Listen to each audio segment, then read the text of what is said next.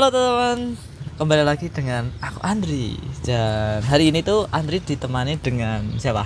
Ria. Yeay. Di episode kali ini kita akan bertanya-tanya bagaimana sih Ria ini tuh kerja di KBRI Washington DC. Dan kita akan tanya-tanya ya banyak ya tentang perjalanannya sampai ke sini. Ngomongnya udah berapa lama sih? Aku tuh sampai di DC itu bulan Februari awal. Oke. Jadi sekarang kan bulan April ya. Ya. Jadi kayak udah 2 bulan setengah lah. Udah 2 bulan, jalan 3 bulan gitu. Oke. Terus sebenarnya dari Kementerian Luar Negerinya sendiri aku diterima itu udah dari bulan Desember awal. Tapi baru sempat terbangnya karena kan aku masih kerja, masih banyak dokumen yang aku urus di Jakarta, jadinya baru sempat terbangnya itu Februari. Itu pun aku seminggu sebelum terbang aku COVID dulu. Jadi aku sempat COVID, makanya rada nunda gitu. Iya. Bisa gitu ya? Iya gitu. Lucu kan? Terus gimana sih dulunya kok bisa sampai sini, kayak step-stepnya gitu loh, ceritanya dari awal gitu, atau sebelumnya itu udah ada kepikiran kayak punya cita aku pengen jadi tapi bisa diplomat gitu kan? Itu gimana itu? Jadi sebenarnya cita-cita jadi diplomat itu sendiri nggak ada. Kayak emang aku suka aja jalan-jalan sebenarnya, dan tujuannya sebenarnya kerja di sini cuma pengen jalan-jalannya aja, gitu. Dan kebetulan emang mungkin udah jalannya juga kali ya. Kayak ya udah Tuhan emang pengen aku di sini dulu. Terus awalnya itu aku magang. Di mana itu? Di KBRI Den Haag di Belanda. Gitu. Awalnya di situ. Terus aku kerja di sana. Terus aku ngelihat kayak environment-nya seru nih, belajar tentang budaya, belajar tentang diplomasi, belajar terus riset juga kan, namanya kerja di KBRI kan kita harus tahu data, harus bisa analisis kan. Nah seru, aku ngeliatnya seru. Terus nggak lama COVID, itu tuh tahun 2019, pas 2020 COVID kan, COVID di Belanda, COVID di Jakarta. Akhirnya aku harus pulang. Jadi 2020 pertengahan aku pulang tuh ke Indonesia. Pas pulang ke Indonesia aku kerja di Indonesia. Pas kerja di Indonesia aku ngerasa kayak kok gue kayaknya lebih suka kerja di KBRI ya gitu. Terus gue telepon lah teman gue yang di Belanda, gue pengen deh kerja di sana, gimana sih caranya? Gue nanya. Lo ngelamar aja di sini. Gue waktu itu ngelamar di sini di Kemlu, dia bilang gitu. Lo siapin ininya. Terus kebetulan gue ngelewatin momen dimana Kemlu udah open recruitment. Jadi 2020 itu Kemlu ternyata open recruitment, tapi gue kelewatan. Gue nggak ngirim berkas apa-apa ke sana. Terus akhirnya gue ikut lah yang 2021. Berkat temen gue, informasi temen gue sih sebenarnya, kayak coba lu kumpulin ini, lu bawa ini gini. Terus pokoknya semua dokumen harus lengkap, karena jurusan gue juga kan kuliah hubungan internasional, which is relate sama apa yang gue lakuin sekarang gitu. Terus gue ngelamar, baru di tes itu bulan Agustus awal, bareng sama CPNS.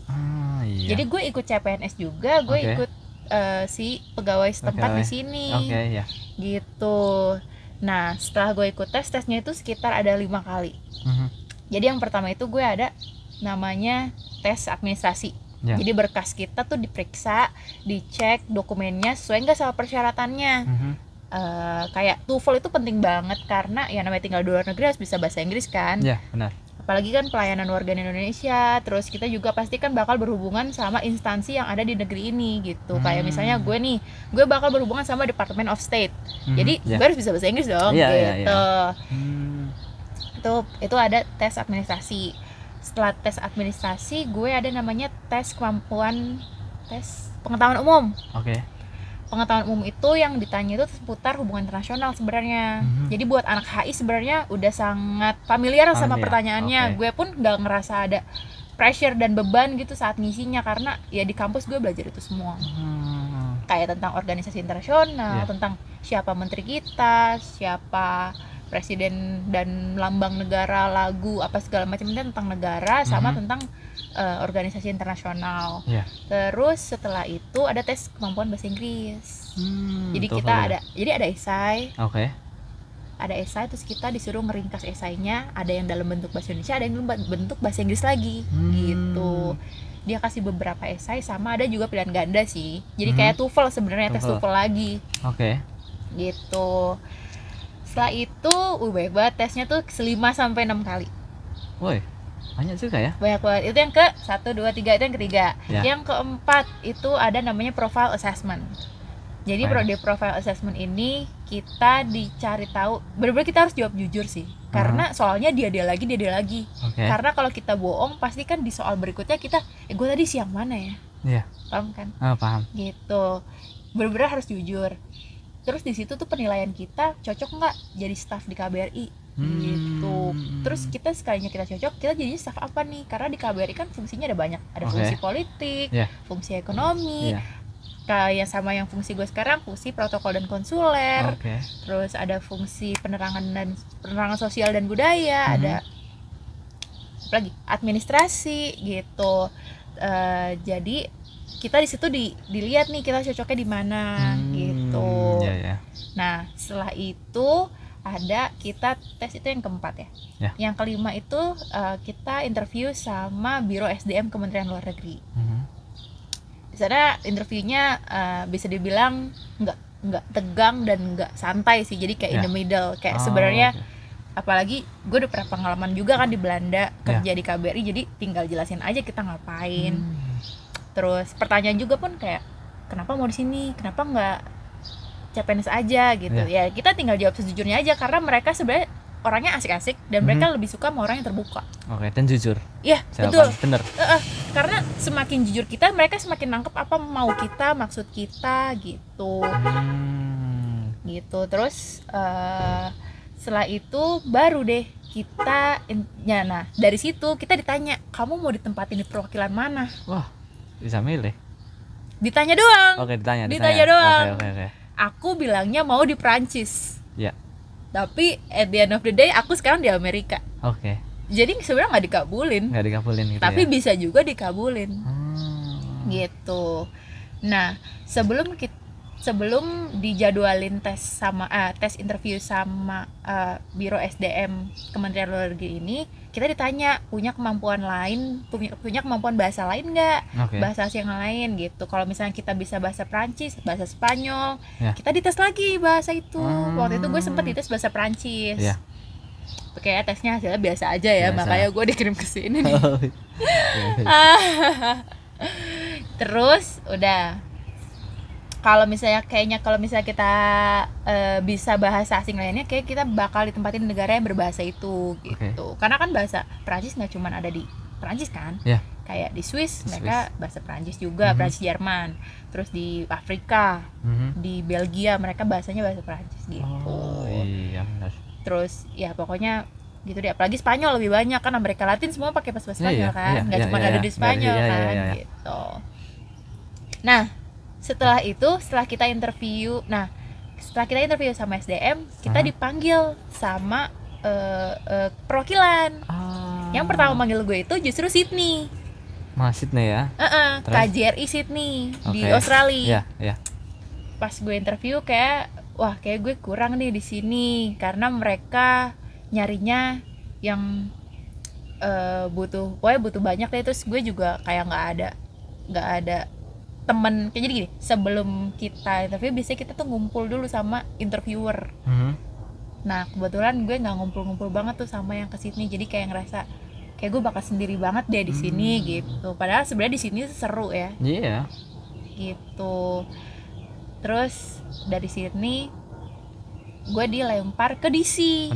Pas di DC cepet banget, di DC tuh cepet banget. Hari ini gue interview, 2 hari ke depan gue dibilang kayak ya udah kerja di sini gitu. Enak banget ya Mas. Tapi pengalaman gue jadi gini, gue tuh kesini berenam kan. Gue berenam. Nah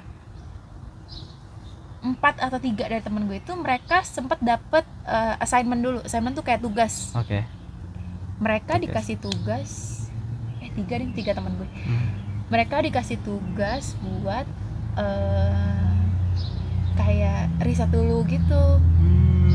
Misalnya nih yang interview, jadi yang interview kan fungsinya mereka kan? Kayak gue nih yang interview fungsi protokol konsuler, jadi mereka kadang ngasih tugas, coba cari tentang kayak gini, kamu bisa nggak presentasiin ke kita gitu. Nah temen gue yang ini dia dapat assignment gitu, beruntungnya gue enggak. Jadi gue interview 2 hari kemudian langsung diterima.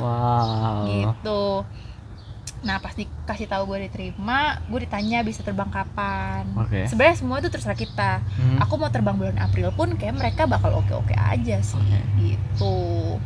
Terserah kita gitu. Udah perjalanan gue seperti itu. Wow, congratulations lah. Welcome to Amerika. US. Terus waktu datang ke sini itu kan pas seleksi itu banyak nggak orang yang daftar gitu? Nah, gue dapat bocoran dari orang SDM. Orang SDM Kementerian Luar Negeri. Katanya sih yang ngelamar sekitar 50.000 kemarin. Wow, katanya. Banyak banget. Iya, katanya. Terus gue kayak ngerasa, oh, gue termasuk beruntung ya. Gue bilang gitu. Kayak dari sekian banyak gue masuk gitu kok. Oh, beruntung. Tapi nggak ngerasain kan? Maksudnya kayak ini berapa orang sih sebenarnya kok kayak perjalanannya itu kok mulus banget gitu kan? Iya. Bener. Mungkin beruntung sih. Terus masalah waktunya ada nggak kayak waktu untuk ini dibuka lowongan terus kalian bisa daftar atau tiap periode berapa gitu ada nggak? Oh, setahun sekali mereka buka. Setahun sekali. Aku dikabarinnya mereka setahun sekali awal tahun mereka buka, dan mereka akan buka terus sampai akhir tahun baru tutup penutupan. Baru mereka kirim orang tuh.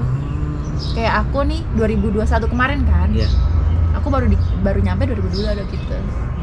Alhamdulillah maghrib buka puasa dulu guys. Udah waktunya buka puasa. Di sini jam 7.44. Puasanya tuh 14 berapa jam? 14 jam. Oke, kita dulu ya. Bismillahirrahmanirrahim.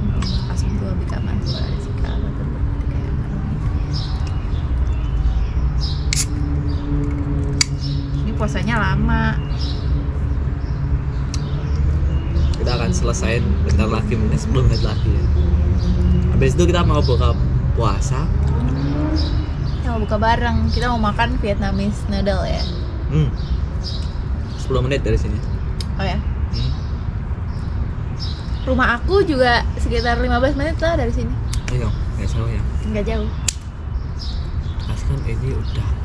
Terus ngomong-ngomong masalah websitenya, jika teman-teman mungkin mau mencoba, itu apa websitenya di mana sih? Dan mungkin di description sih. Ntar taruh sana. Aku lupa. Kayaknya lupa kan. Jadi nanti ada description gitu. Ya. Terus setelah semuanya ya, ini dokumen udah siap. Pas kesininya itu ada kendala nggak apa gitu yang masih bingung gitu, terus setelah sampai sini kayak di luar ekspektasi atau nggak prepare? Ini berdasarkan pengalaman aku aja ya. Ya. Kendalanya itu justru pas saat di Jakarta. Karena banyak banget dokumen yang harus kita provide buat Kementerian Luar Negeri, buat perwakilan di sini juga. Jadinya kayak kita prepare banyak dokumen dalam waktu yang singkat gitu. Ditambah waktu di Jakarta KTP-ku tuh rusak, dan nggak mungkin dong aku bawa KTP rusak ke Amerika. Aku maunya semuanya tuh udah selesai gitu. KTP udah bener. KTP aku tuh jelek, bukan patah ya, kekelet. KTP lecek gitu loh. Udah aku solasiin biar apa tetap kekelet lagi akhirnya. Ya pakai banyak BPJS, semuanya tuh harus dirapiin, pajak dan segala macam harus sudah dibayar gini gitu.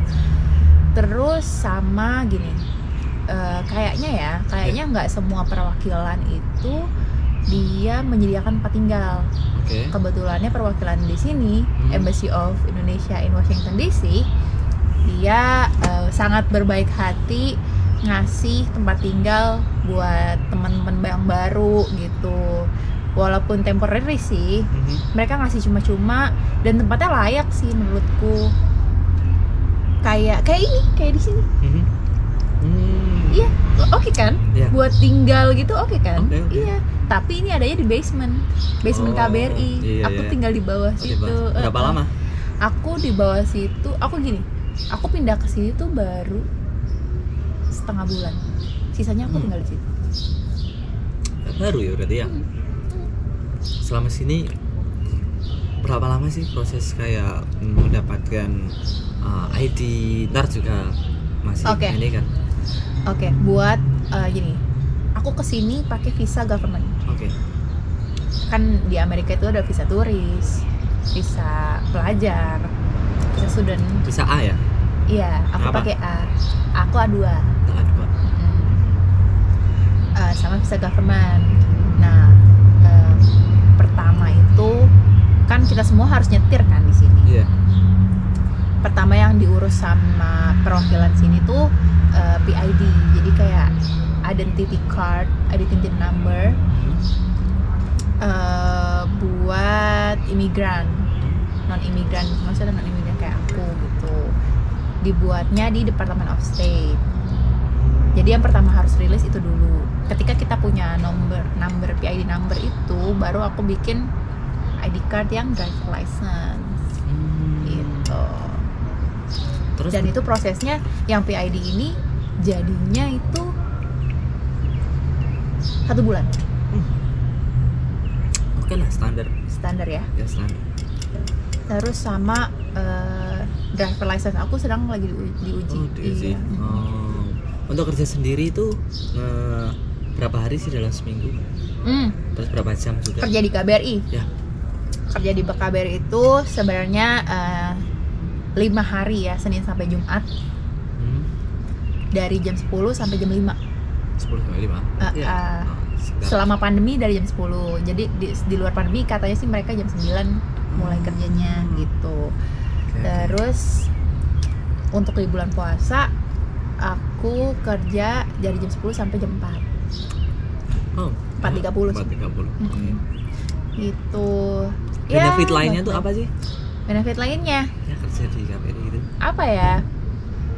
Benefit lainnya sebenarnya kayak kita bisa kenal sama orang penting sih, karena yang dinas ke luar negeri itu orang penting. Iya, benar. Dan aku menyambut orang-orang itu gitu loh. Nah dari situ kita mulai hubungan-hubungan kayak jadi punya relasi kayak bapak ini dari misalnya dia dari DPR atau dia dari ibu ini dari DPD, jadi kenal sama aku. Mungkin itu benefit pertamanya. Yang kedua, kita bisa sambil studi di sini. Visa A2 itu dianggap sebagai orang-orang lokal. Jadi lebih murah sekolahnya dibanding student yang diimpor dibanding international student gitu. Dia biaya sekolahnya lebih mahal. Itu sih benefit yang kedua, karena aku sendiri di sini pengen sekolah lagi. Terus apa lagi? Ya jadi hidup di luar negeri sih kan. Itu sebuah privilege ya nggak sih? Lu bisa tinggal di luar negeri disponsori oleh negara gitu, ya kan? Itu sih. Terus apa lagi ya? Ini agak sensitif sebenarnya, tapi aku lebih general sih. Kalau masalah gaji tuh ngikut Amerika ataupun gaji standar Indonesia? Oh, kalau gaji ikut negara di mana kita ditempatkan. Oh, oke lah. Misalnya nih kita ditempatin di Eropa, ya berarti gajinya mata uangnya euro dan standarnya standar di sana. Oke. Eropa sama Amerika sendiri standarnya punya beda dong, ya kan? Kayak aku di sini di Amerika gajiku dolar, standar juga sama. Saya Washington DC. Cukup buat hidup. Maksudnya embassy itu pasti memastikan kita bisa hidup di sini. Ya, jadi kalau di Washington DC itu minimum wage per jam itu segini, aku lupa berapa, 15 kalau nggak salah. Tinggal kalian sendiri. Perkiraan ya. Iya. Jadi ya segitu. Wow, ini perbincangan yang bagus banget. Jadi kalian kalau ingin mencoba-coba boleh. Ya bekerja di luar negeri di KBRI atau diplomat gitu kan, kalian bisa mencoba di website yang di description. Atau apa? Tanya ke aku tentang pegawai setempat aja tapi. Oh iya, ngomong-ngomong ini Kak Ria tuh punya YouTube channel loh. Iya, aku punya. Baru buat sih. Mohon disupport ya guys. Ditonton, di subscribe. ada di deskripsi box aja deh. Langsung aja di sini. Atau pakai stiker ting, ya. gitu. baru buka. Jadi mohon dukungannya kalian, cek kepoin channelnya apa sih sebenarnya yang dia buat gitu kan. Mungkin daily daily vlog. Iya sih, lebih ke daily vlog, terus mungkin sama games sama diplomat juga rencananya sih gitu ya. Terus kehidupan aku sebagai pegawai setempat di DC gitu. Oke ya, kayaknya udah cukup segitu karena kita itu mau berangkat. Mau buka puasa apa? Sekitar 10 menit, tapi ya oke lah. Oke ya, sampai jumpa di videoku selanjutnya. Saya Andri bersama Ria. Bye bye.